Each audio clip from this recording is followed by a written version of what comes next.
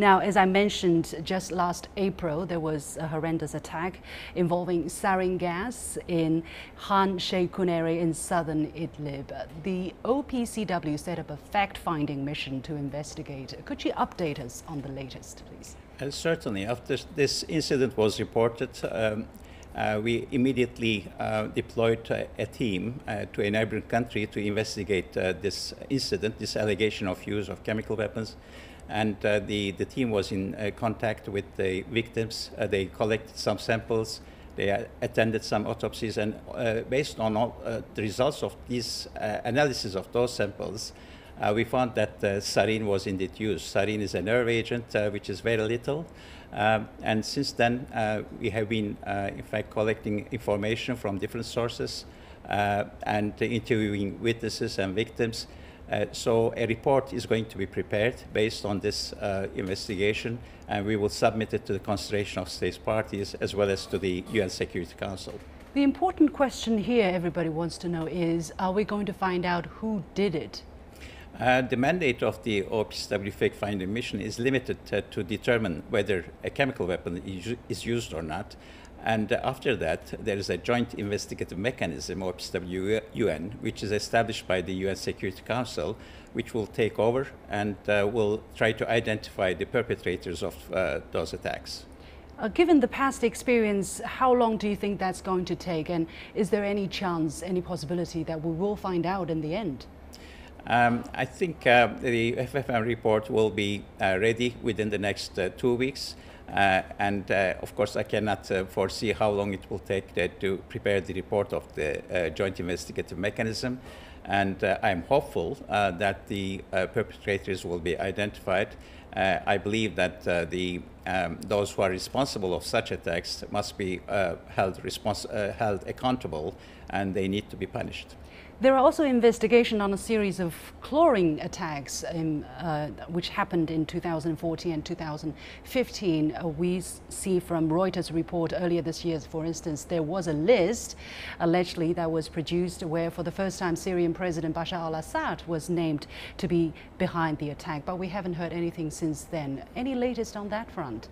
Actually, the FFM was established based on such allegations of use of chlorine in Syria, in different parts of Syria. And we had investigated those allegations, submitted our reports, and it was determined with a high degree of confidence that chlorine was used as a weapon. Chlorine is a chemical substance which is used on a daily basis by many. But if it is used as a weapon to kill people, to harm people, of course, it's considered as a chemical weapon. After these reports, the joint investigative mechanism, in fact, identified the involvement of Syrian armed forces in 3 cases, and also involvement of the ISIS in the case of use of sulfur mustard.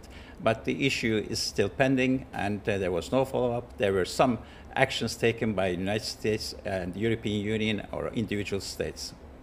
Why are there no follow-up actions? There was, in fact, no consensus at the UN Security Council. We should decide upon those reports. And consultations which were held didn't produce any consensus. So a resolution could not be adopted. Since you mentioned it, indeed, we have seen some serious divisions on the UN Security Council members, for instance, concerning the latest UN resolution requesting the Syrian government to give free access to investigators. Western countries and Russia and China as well had different opinions. Western countries voted for it, Russia vetoed it, and China supported the ban on use of chemical weapons, but China was not satisfied with some clause which did not gain consensus from all the members. How big is the division on political opinions hindering your agency's work? I think on the principle of rejecting, denouncing the use of chemical weapons, there is a consensus. All states parties in the international community in general does agree that the chemical weapons should not be used under any circumstances by anyone. However, on this, a few incidents in Syria, some states thought that the the investigations, in fact, were not properly conducted. The procedures were not properly followed, and the methods were, the proper methods were not applied. So they rejected the results of those investigations. So that's the major problem that we faced. The OPCW, of course, is a technical organization. We are producing our reports on technical findings and science-based findings, and our experts are technical, staff. So we'll continue to do our job from a technical perspective and impartially. There are also sources which say there are chemical weapons in the hands of rebels in Syria, and also we know that the Islamic State reportedly has been using chemical weapons to kill innocent people and is securing its chemical arsenal to hold on to its diminishing territory. What can the international community do to eliminate and to control such weapons in the hands of rebels and terrorists? Mm-hmm. It's extremely worrying that the ISIS, in fact, was able to produce sulfur mustard and use it both in Iraq and in Syria. This was determined by an independent investigation. This shows that these terrorists are capable of producing it. Although it's a low quality substance that they did, still it's lethal, it can kill people, and we are worried that they may use this in their countries of origin if they go back to there. And this is a major concern shared by all state parties at the moment. And we don't have an immediate solution. I think the international community should cooperate further to prevent such attacks to occur. What about the importance of due procedure? I mean, you are a scientific-based organization, technical organization, but there are countries which are using your findings to declare that they already found the culprit of the chemical attacks and they are launching unilateral attacks. How do you look at this? I'm not able to comment on, in fact, unilateral actions that might be taken by individual states parties.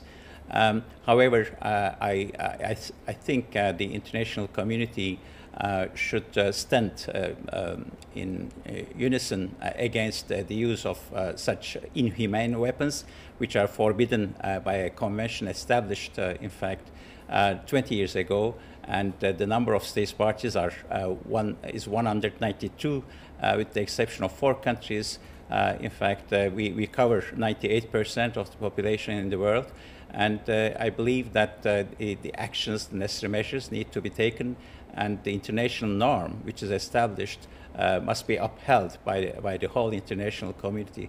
So I think that those who are responsible, as I said earlier, must be prosecuted and punished. Let's wait for the results of the investigation as well. Let's come to your visit to China this time. Now, the destruction of abandoned chemical weapons is one of the most important tasks for your agency, and I understand you visited northeast China, where there are a lot of these abandoned weapons from the Japanese invaders at the end of World War II. What is the situation there, and what can your agency do to help eliminate these weapons? There is quite a large stock in Harbeling in Jilin province that I visited together with 15 ambassadors from the Hague. And the progress has been quite encouraging, I must say. I was there 4 years ago. Now parts of the stocks were destroyed already. The real destruction operation will start next year. We are still at the test phase. And the Japanese experts and Chinese experts are working together on the site. The cooperation is very good, and which I also welcomed. And I think in the years to come, this stocks will be destroyed in total. This is a huge facility built, which was built, in fact, which took several years to build. And the operation is very demanding, and all munitions need to be handled one by one. As the OPCW, we are facilitating this process. Our inspectors verify the destruction activities, and there are some tripartite consultations between China, OPCW, and Japanese experts, which are being held periodically. As the OPCW will continue to contribute for the smooth conduct of this operation.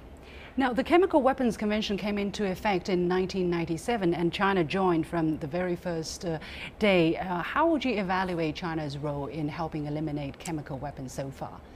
China has been an outstanding supporter of the OPCW and the implementation of the convention, and it contributed in several respects.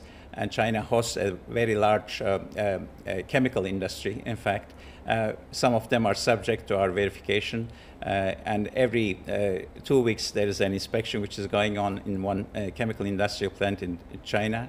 And China received about 400 inspections over the past 20 years, and all of them went very smoothly without any problem, which I welcome. And also, it contributes to the better implementation of the convention by other states parties by hosting capacity building activities, by improving the capabilities of other states parties. There are 2 laboratories in China which are also part of our network of designated laboratories. In view of all this, and also I should mention that China contributed to the Syria mission for the elimination of its chemical weapons program in 2013. In view of all this, I believe that this is an exemplary state party, and I really appreciate that. I have 30 seconds, really. You are going to continue cooperation with China and China vice versa. What will be the priority, very briefly? I think in the years to come, major concern will be the threat of chemical terrorism. And as I said, we need more cooperation. China could play a leading role in this domain. And I would really encourage to contribute to these discussions and to the promotion of peaceful use of chemistry as it has done so far.